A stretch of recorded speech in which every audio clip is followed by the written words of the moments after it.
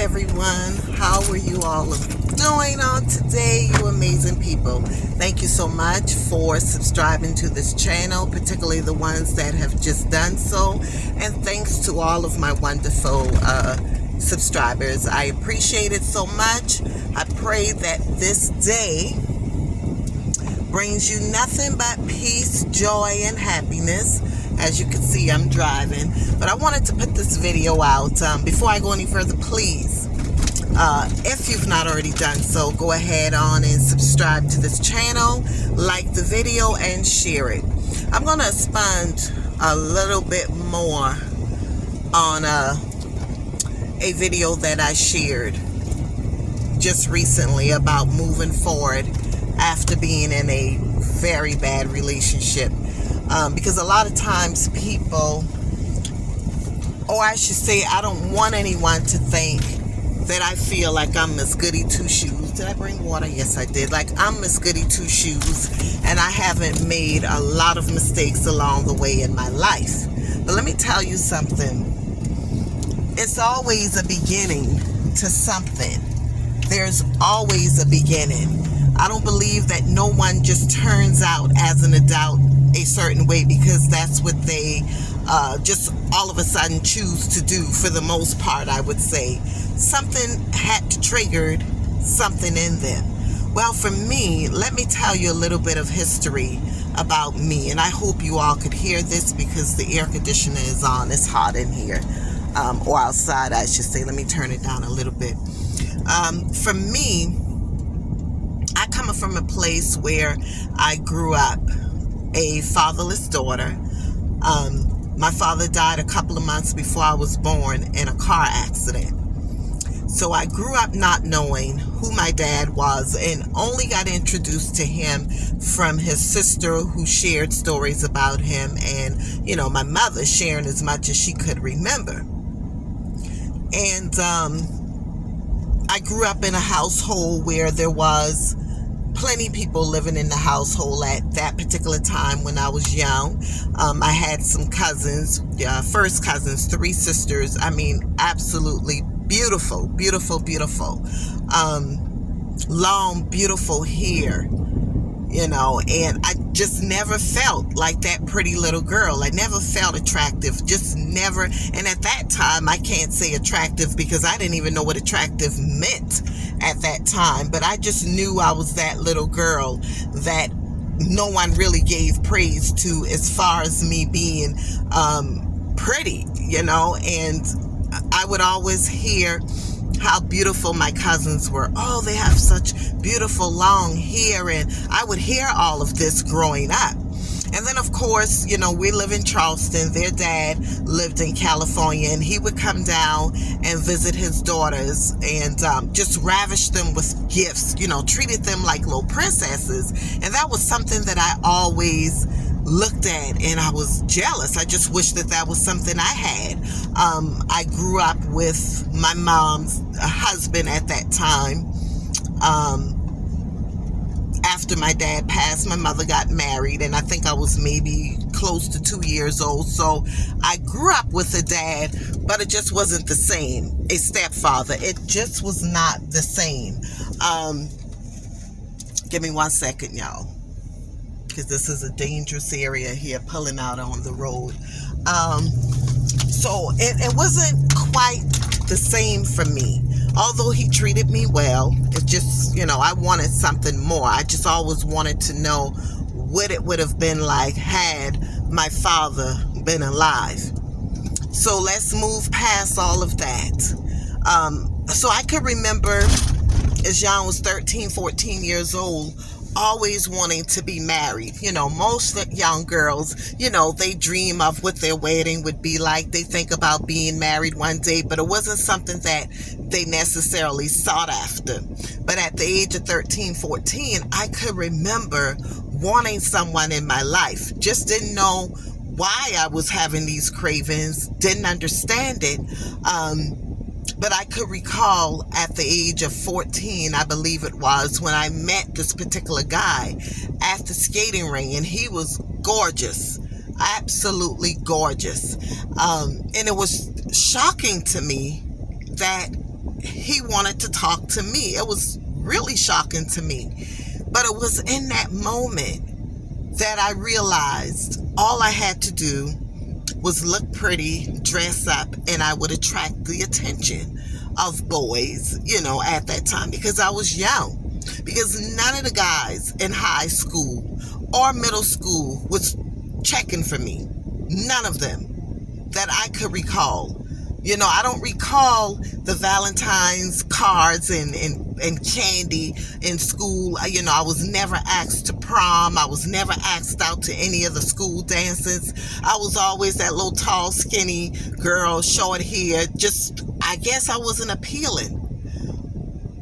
But when I realized what I needed to do to get attention, I began putting on makeup. I began dressing. And I believe that this is where it comes from now. My family says, oh, you dress weird, different sometimes. And I do, because I had to come up with ways to make my clothes look good, because my parents couldn't afford buying me expensive, extravagant clothing. So I had to make do with what I had.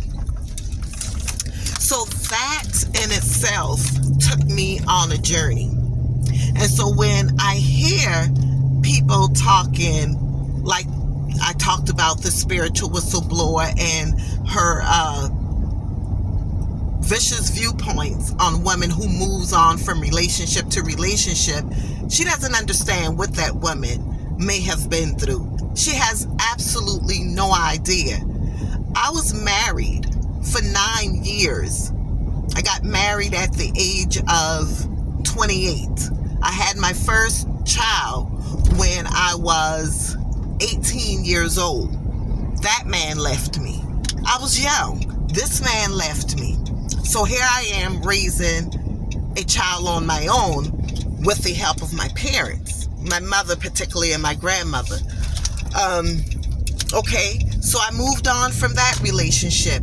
And I will admit, I did move on pretty quickly. And at that time, I did not do any healing at that particular time. Because, of course, I'm young. No one had told me anything about healing before moving on from one relationship to another. So here I am. I moved on from him and just continued living life, enjoying myself, having a great time. I'm parking, y'all. Give me 1 second. Living my life, enjoying life, and just having a great time. And that went on until I got married at the age of 28 years old. But let me back up. I had another child. I guess maybe about 5 years after my first child, 4 or 5 years, that guy, very attractive man, left me after I got pregnant. So it started a cycle. As cute as I thought I was, as much as I dressed up, it attracted the attention, but it did not necessarily attract the right kind of attention. And this is something that I share with my daughters to this day. I tell them, and I've told other young ladies, don't go out there seeking attention, because a guy sees you for who you are right at that moment, your body. He doesn't know you well enough to say he likes you or he wants to be in a relationship with you. So what's captivating to him right away is your body. So this is the thing that I was doing year after year, just having a great time, loving the fact that men were attracted to me. And I got married at 28. Stayed married for 9 years. And I locked that relationship down real quick. I think I married him within 6 or 7 months. This was a man from another country who didn't know anyone else here, didn't have any other children, and still don't to this day, except the one that we made and created together. But we just simply could not get along. Infidelity had nothing to do with our relationship. We're two people trying to cohabit, trying to get along from two different cultures, and it just did not work. But to this day, we are very good friends. We're able to talk. He's apologized because he didn't understand. our culture, and he tried to impose too much of where he was from on me. So we got a divorce. 9 years later, about 6 months after that, I met another guy. Stayed with him for roughly 7 years. Never got married, but we lived together for 5 out of those 7 years. So I'm saying all of this to say,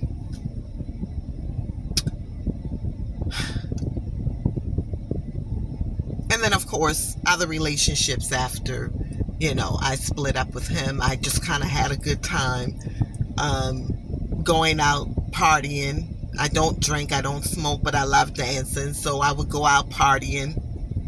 And after I met him, I came across a guy that I knew for many years that was interested in me, but I didn't give him no play at that time because I knew he was married, and that's just something I never did. I never wanted to be involved with no one who had a wife. That was just a huge pet peeve of mine. So anyway, after being with him for about 2 years, and I realized the relationship wasn't going anyplace, at this time, I'm starting to mature more. During this time, after the 7-year relationship, I ended it. I ended it because I felt 7 years was long enough for him to make a decision as to whether or not the relationship would go any further. And I wasn't willing to keep my life in limbo any longer than 7 years. And we remained friends until he passed a couple of years ago.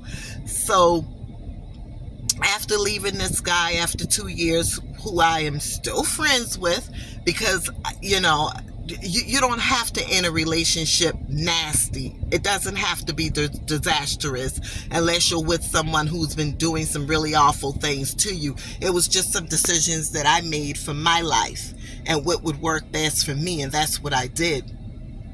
So with all of that, I ended up marrying the narcissistic man that I wrote the book about, Breaking the Chains of a Narcissist. Stayed married to him for a little over 2 years, and I was done with that relationship. So as time went on, I began to mature, and I began finding myself and walking into who Tracy really is. So I made this video because it's important for people to understand that everyone comes from different walks of lives.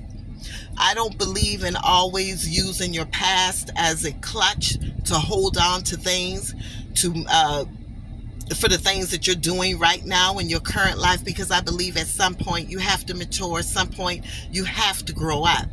I believe that 100%.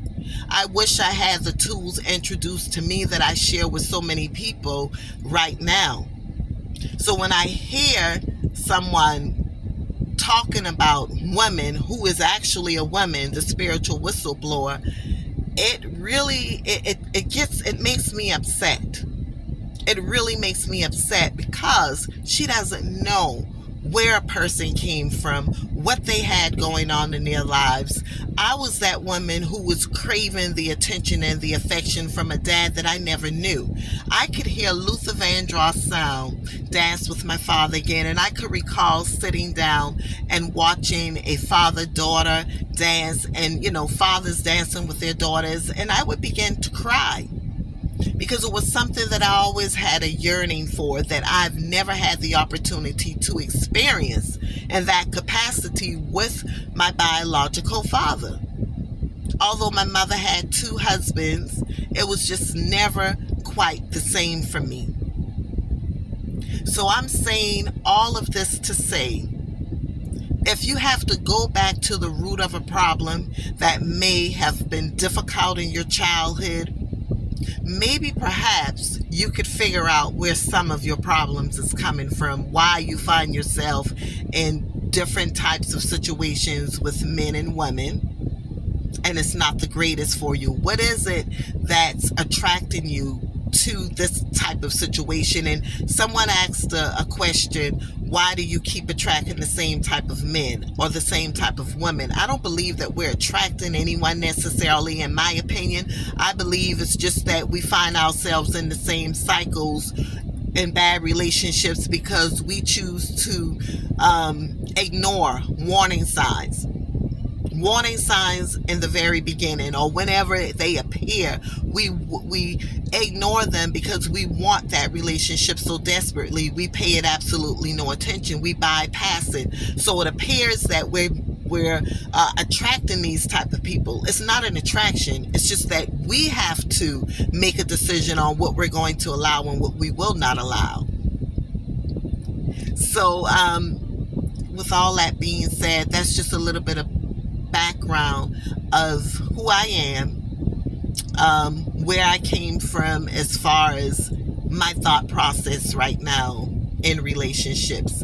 I wish I had more time, but I'm getting ready to get in and go inside of a building. I have to work for a few hours today. So take care of yourselves. Subscribe to this channel if you've not already done so. Please like it. Take care of yourselves. Take care of yourselves, because honestly, I was that woman who they had at one point in a straitjacket because I felt like I didn't want to be here anymore. Why? Because I allowed life to consume me. With relationships, I felt like I just had to have someone at that time in my life. Before I got married this time, I needed therapy, and that's what I did. Because I didn't want to keep the same cycle going for year after year. I didn't want to continue being that way. So when I left the former narcissistic husband, it felt amazing just being by myself. I didn't want a relationship. In fact, I told my current husband now, I'm not looking for nothing. I am just enjoying being with Tracy, being with my daughters, just enjoying life.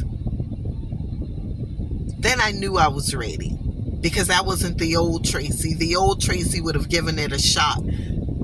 Okay? So bye-bye. I have to go. I wish I could talk a little bit longer, but you take care of yourselves. Love you. Bye-bye.